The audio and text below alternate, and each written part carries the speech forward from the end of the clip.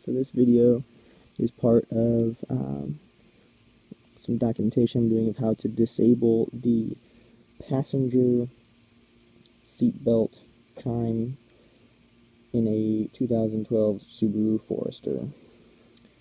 And right now I've got the seatbelt receiver taken apart. What does the damage here is this switch. This being down sends a signal that the seatbelt is fastened. Being released is not fastened. The first thing I tried to do was to put a little sliver from the tab of a pop can into space in there in order to hold it open, and then I put some tape around it, hold it in place, tried to close it back up, closed up fine, but then when I tried to insert the seatbelt here, I found out that it would not insert while that trick was in use due to a little opening right here, and I've got some pictures that hopefully will make some of this stuff clear. But right here is an opening, like a little right there, a little notch.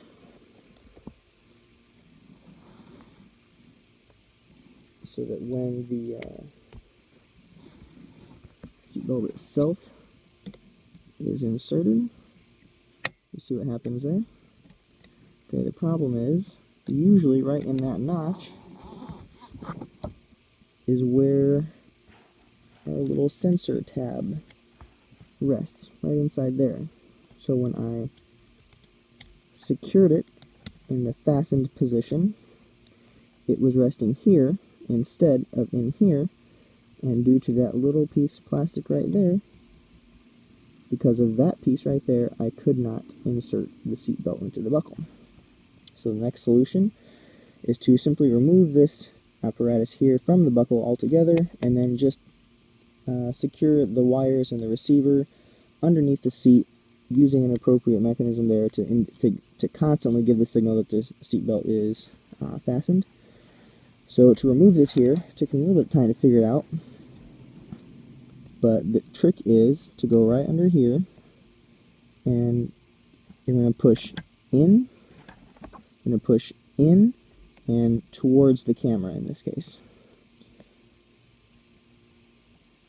And when you do that, it came out just a moment ago, it was like the simplest thing after all the trying I did. Well, now of course it's not going to do it.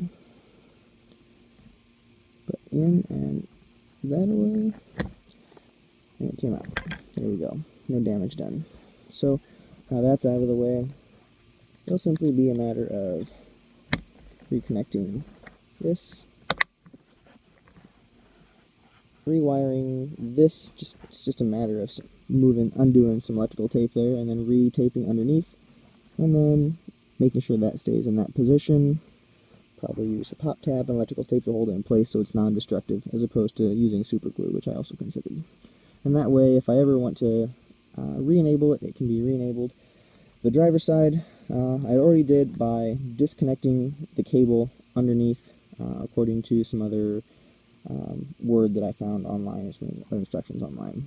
So with using the disconnection on the driver's side and this method on the passenger side, I'll end up with no seatbelt chimes, even if I have, a heavy bag sitting on the passenger seat while I'm driving.